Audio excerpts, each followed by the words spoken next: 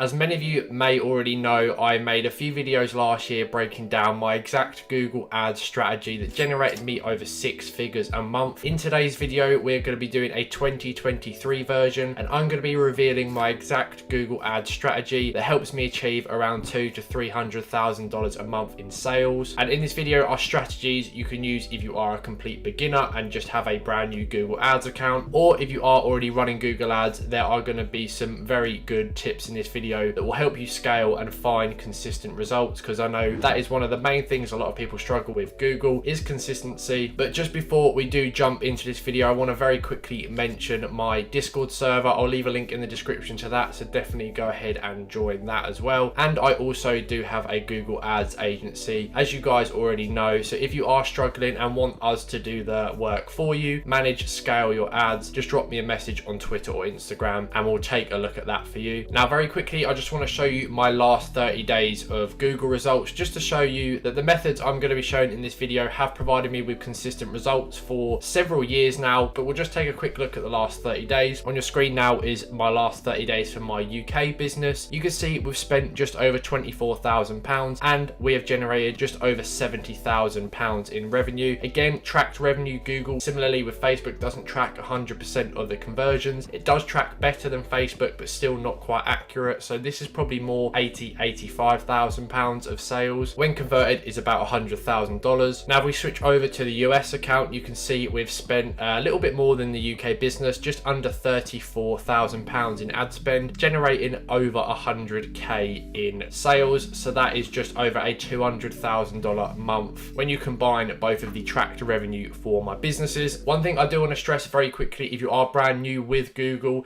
you're not going to see results like this immediately. Google takes time and it takes patience, so it's not like TikTok where you could actually have the overnight success that you might be after. But in the long run, you can sell products all year round that people are going to need, and you don't rely on trends and things like that. And that is why Google Ads is by far my favorite advertising platform. And for the purpose of this video, we will just be using my US ad account. Now, obviously you want to make sure you've got your Google Merchant Center set up. Yes, a lot of people do face suspensions with Merchant Center, and there isn't a secret formula to get you unsuspended or for you to avoid it. It seems like it is just down to a bit of luck, but my suggestion would be, if you haven't submitted your products to Merchant Center yet, just thoroughly read through Google's policies and make sure nothing you are doing goes against their policies. Luckily for me, touch wood, I have not encountered any issues with that. So the first thing I want to be sharing with you in this video is going to be the standard shopping campaign strategy. This is leaning more so towards people who are just starting now, or if you've got a low budget perhaps and you want to get started with Google. So what I do here is I create a new campaign. Now, assuming you are an e-commerce business, you want to hit sales and then make sure your conversion tracking is set up. Before we go any further, you must have conversion tracking set up on your Google Ads account. It's not as simple as like a Facebook pixel where you just copy a piece of code or, you know, a random number from Shopify to Google. I personally paid a developer on Fiverr to do this for me. It was very good, very reasonably priced, and did it very quickly. I've recommended him before to a lot of you and you guys have used his service, so I'll leave a link to him down below on Fiverr.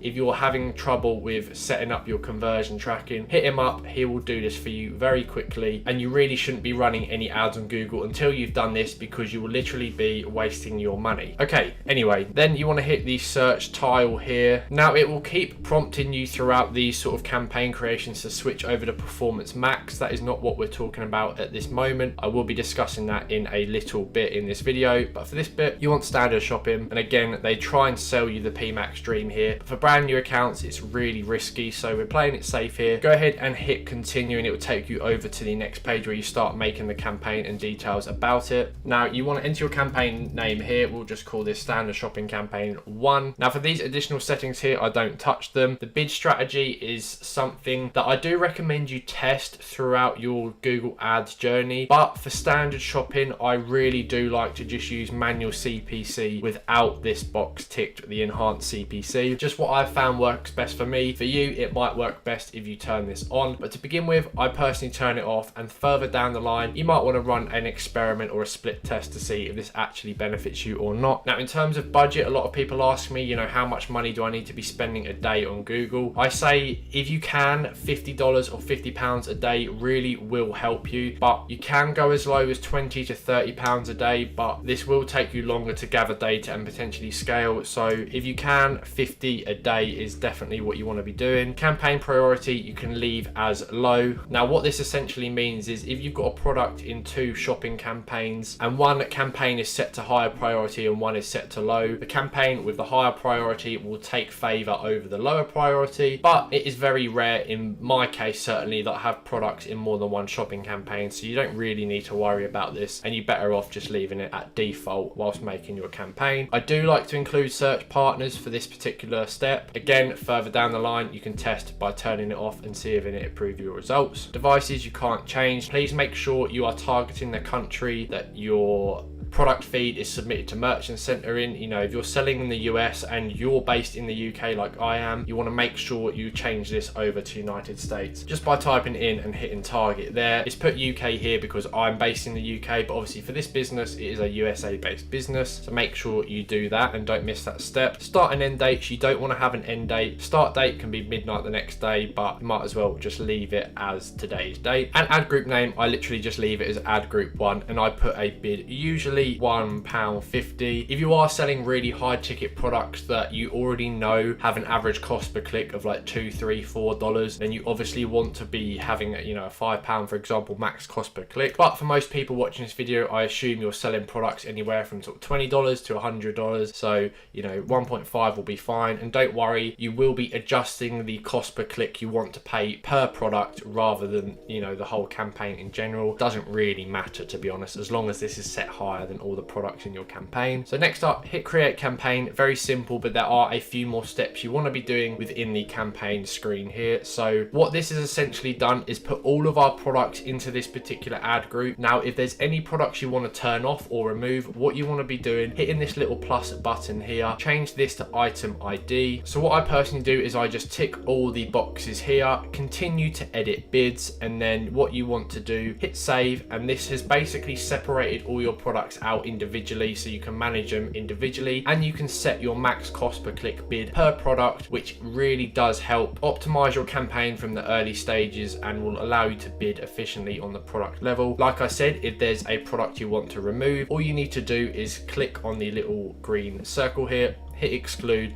and then that product has been excluded from your campaign. I also like to exclude this top thing here, everything else in all products, because you've already separated all of your products out into individual sections. You don't want to have this as well. It just doesn't need to be turned on, basically. Now you might be wondering what you should be choosing as your bids on the product level. You want to be using Keyword Planner for this. I know you can't see the top bar, but if you click the tools and settings bar, head over to Keyword Planner here and it'll take you to this screen. Hit discover new keywords, change the country here to the country you are selling in. So obviously for me here it's the United States. Now if we just use the example here, product, we can go mini fridge. Let's have a look. So you want to basically just put in your product name in the search bar, hit search, and it will give you top of bid low range here and top of bid high range. To begin with, I always focus on this column here, the low range, and I like to put my bids around 2 or 3 cents or 2 or 3p higher than the minimum bid here. So for the mini fridge, you can see it's 31p. I would then go and set my budget here. Let's say this product's the mini fridge. I would set this at 34p, for example. Yes, it's playing it safe, but one of our goals here is to not waste money. If a product is not spending at all, you can over time gradually increase this, and then you'll find that sweet spot of where it is actually spending money and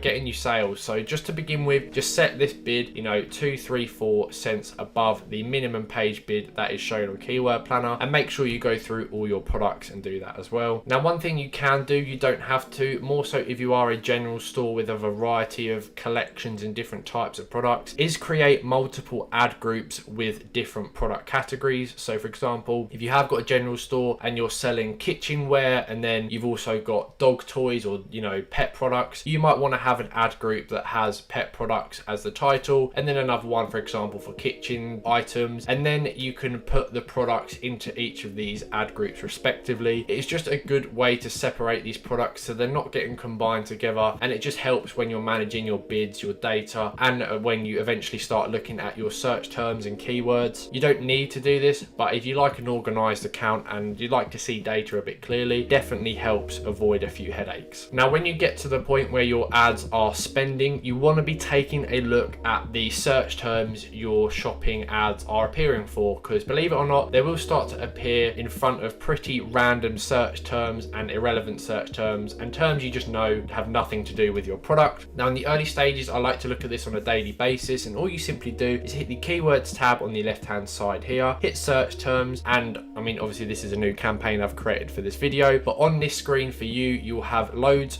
of different search terms. You can filter it by clicks, costs, conversions, click-through rate, and things like that. And all you want to do is go ahead and tick down the side here any keywords that are relevant. For example, if you're selling a mini fridge and some of your keywords are like double-sized giant American fridge freezer, for example, you're going to want to exclude that, because yes, it's still a fridge, but you're selling a mini fridge, and this person or these people have searched for one of those big double door open fridges, and it's just going to waste your money because they're not going to go ahead and buy your mini fridge. So again, over time, you'll develop a big negative keyword list, and like I said, you want to tick them, and up here a little blue box will appear, and you just want to click add to negative keyword list, or whatever the button is. It's pretty self-explanatory, but that means these search terms won't be applicable for your campaign again, and over time you'll eventually have a long keyword negative keyword list, and this is just another great way that optimizes your campaign and focuses on the search terms and queries that will drive you sales. Now, one last thing I want to quickly mention before we jump into the Performance Max section of this video is when to kill a product. Now, this is a phrase I don't really like to use with Google. It's not like Facebook or TikTok. A lot of people ask me this. Now, there's not a number I use and kill a product by. For example, if a product has spent £100 and not had a sale, I won't kill it, because there is a million things that you can change that could make that product a high converting product. I've made an entire video on this, but just to briefly summarize, if a product is spending within your shopping campaign and not getting sales, you can test so many things that could change the results for that product. That be changing the price, and that doesn't necessarily mean reducing the price. For me, increasing the price on a few products in the past has actually increased the conversion rate. You can test brand new product images, you can add new reviews to your website, and by that I mean new product reviews on the landing page. You can completely change the product description by adding gifts, key benefits, key points, things like that. There's so many things you can do. For me personally, I change one thing at a time, so then it's clear to see what change has worked and hasn't worked. But usually for me, a simple image change or adding a few new reviews to the product page does help. So don't panic if a product is spending and not getting conversions. Be patient, make a few subtle changes, and you may be surprised and you may wake up to a few sales. Okay, now Performance Max. This is, for me, a great campaign type for my businesses, for my clients as well, and it has allowed me to scale my businesses 2, 3, 4x over the last 12 months or so. I incorporated PMax last summer before it was mandatory, but since that change, my ability to scale has become a lot easier. Now, like I said earlier on in the video, if you have got a brand spanking new account, I would probably avoid this because it will absolutely destroy your budget and might not get you anything in return. But if you've already had conversions being tracked through your account, if your account isn't brand new and you have been testing with standard shopping, you may want to just jump straight to this step here, but please do be careful because PMax does eat your budget very quickly. Now, setup process, very straightforward. Again, hit sales. Again, please make sure your conversion tracking is set up. If it isn't, use the link in the description for my developer on Fiverr. Now, make sure you're selecting PMax here, make sure your merchant center is linked, and we'll just keep the campaign name the default one for now. Now, daily budget. More often than not, this will eat your budget and it may even spend double in the first few days. I have seen that. Don't panic if it does that. Over a 30-day period, it won't spend more than your 30-day times your daily budget. Now, personally, PMax, unlike standard shopping, you can run $20, $30, $40, $50 a day. I wouldn't go near PMax if you can't run this campaign at a minimum of $100 or pounds per day. And that is because this campaign is not just spending on the shopping network, it is spending in other areas too, like search, YouTube, display, Gmail. So there is a lot more space to cover, and that is what this campaign needs. It needs budget. Bidding, for me personally, I have never seen any success in any campaign type with with conversions, maximize conversions. For me, it has always been conversion value. Now, if you don't select a target ROAS, this campaign will 100% spend your daily budget. Be careful. Now, if you are already setting your PMAX campaign up, you probably have a good idea what your average ROAS was on your standard shopping campaigns or just your account in general. So I personally would use a target ROAS. You can see for me, it's automatically filled mine in at 340%. I run PMAX on both of my businesses and my clients' accounts, and the average target ROAS I set is anywhere from 300 to 400%, but that is completely based on your business. You might need to set a higher target ROAS to break even. Obviously, if you set it something stupidly like 1000%, this campaign won't spend, so be reasonable. And for the sake of this, we'll set it at 340%. Now, I've just clicked the button there below,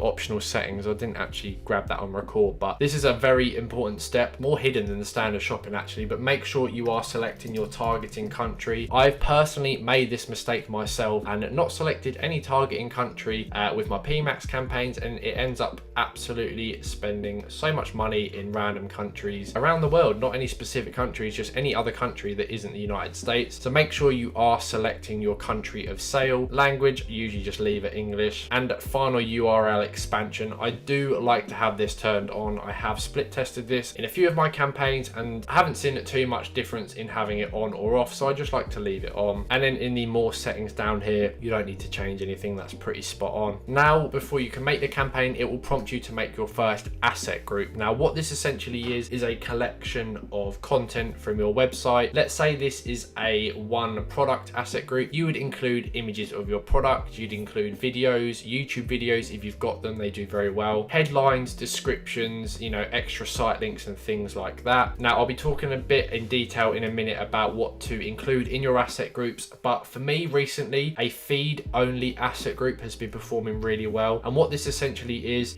you add your products here in the merchant center section, you tick the products you want, and what you want to do in the asset section here is nothing. Just leave this completely blank, and this will help and guide Google to only spend this budget on the shopping network, and it won't go for things like YouTube display search, things like that. Not 100% guaranteed, but it definitely helps, and I've seen very good results. I've only tested this for myself in the last 6 weeks or so, and it has done very, very well. I'll show you in a minute a feed only asset group's results. And again, for audience signal, I leave this as blank. No audience signal for the feed only one. So I am just going to change the name very quickly here. So just to summarize, this will focus on the shopping network only. Okay, now you have created your Performance Max campaign, you can absolutely leave it with just the one feed only asset group. I personally wouldn't be against that. If you are on the lower budget end of around $100 a day, it probably is worth leaving that as the only asset group to begin with, just so you don't waste spend on things like display network and things like that. But as you scale, you will want to be adding in asset groups with content, audience signals, so I'm going to quickly go through that with you now. So if we head over to asset groups here, click add, and then we want to just add a new asset group. I'm just going to quickly break down things I add to mine that help and you can test and things like that. So listing groups, you just want to select the products that are in this campaign. If this is a one product asset group or campaign, you want to make sure the final URL is the product URL.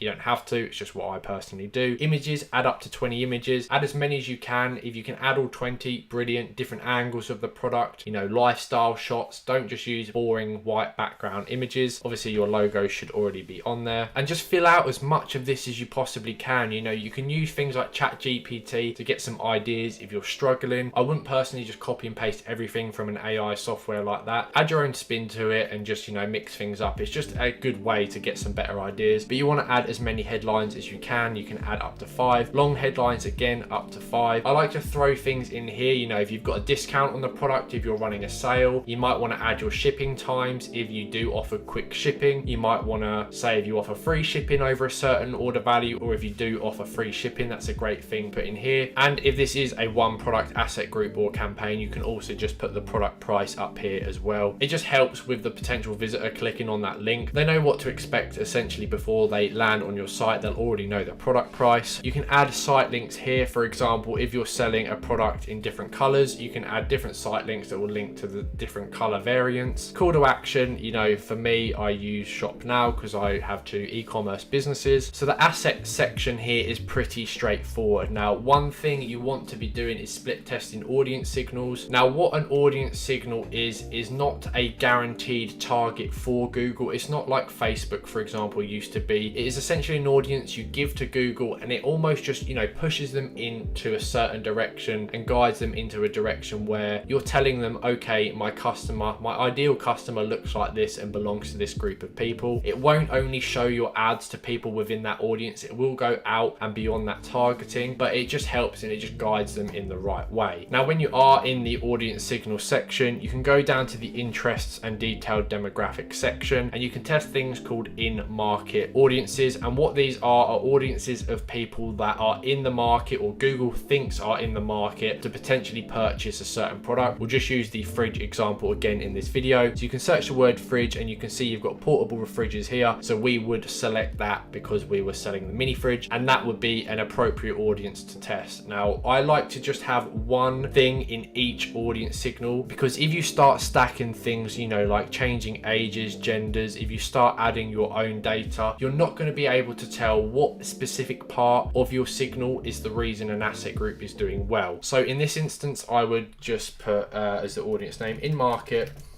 then we would just call it portable fridges.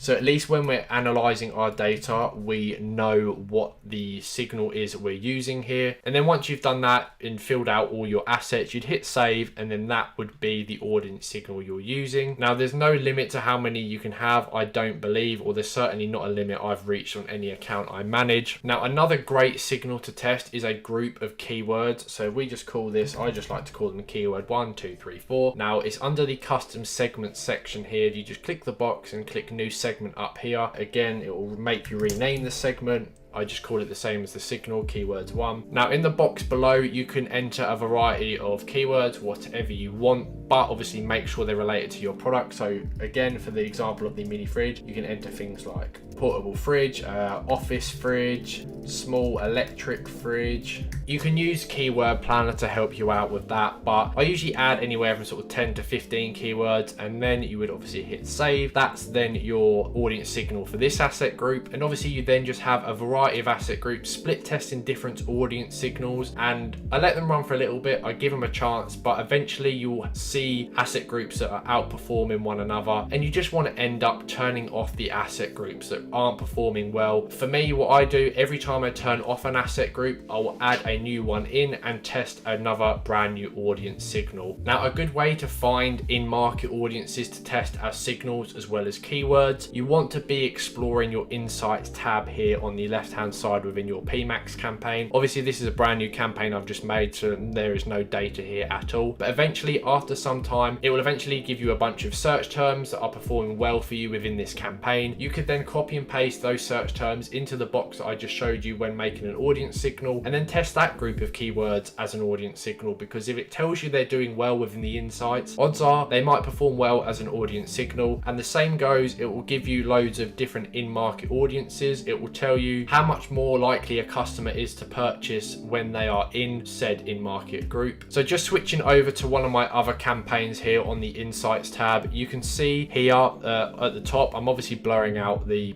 keywords here because it will give away what I sell, but it will show you here, you know, these search terms here have generated me this amount conversion value on average in the last 7 days. And similarly, it will give me a load of in-market audiences down here, and it will tell me how much more likely someone is to convert on my site if they're part of this in-market audience. And you can see for the top one, if someone is in this first in-market audience, they are 24.6 times more likely to purchase from my website. So I am already doing this, but if you're not, you want to then test the signals that are being shown here, because Google is telling you they're doing well, so add them as an audience signal into your asset groups. So all of this might seem daunting and quite complicated, but once you get used to it, it really is quite simple. Once you develop your own rhythm, implementing your own methods and your own strategies, it's really good and really does help, and it will help you build consistency with your results. Now, like I said at the start, you're not going to see overnight success with Google Ads. You need to stay patient, and once you do make a Performance Max campaign, for example, just don't try and change loads of things on a daily basis. You need to give it time, allow the machine learning to do its thing and optimize. It is incredibly powerful when you leave it to it. But if you are in your account making changes multiple times a day on a daily basis, you really don't stand a chance. I know it's brutal, but I'm speaking from experience here. Now, just before we end, the only other thing I wanted to really mention, I have made an entire video on this. You can just go on my channel and search brand search campaign, but you want to just make a quick search campaign on your ad account. Only $5 a day will do. You can set it to more if you are getting a lot of traffic, and all this is a simple search ad on Google. When people search your brand name or anything related to your brand name, you'll appear at the top. This will have a very high ROAS in most cases and will just help build more conversion data within your Google Ads account, and then that optimization and that data is shared across and just helps your other campaigns. So when you are setting up this campaign, you know, a simple maximize clicks will do. It doesn't have to be anything fancy. And then when you're entering your keywords, I've just made a little thing here you can just see on your screen. Just have your brand name as one of them, and then just add different terms to the end, like reviews, shipping time, things like that, discount code, because these are things people are going to search for, and at only $5 a day, it just helps. You might as well do it, and it does benefit your account massively. So I hope you have found this video useful. If you have, please drop a like down below. If you're new around here, please subscribe. I will be making more detailed Google videos in the coming months. I recently uploaded a similar video, but regarding Facebook ads and how I generate around $100,000 a month using Facebook ads. I break down my full strategy on that. That is a much shorter video because it is a lot more straightforward than this and less long-winded. So if you're also running Facebook ads, go and check that out. It will be definitely worth watching. And very quickly again, make sure you have your conversion tracking set up correctly on Google before you spend a penny. Make sure to use the Fiverr link in the description to use the same developer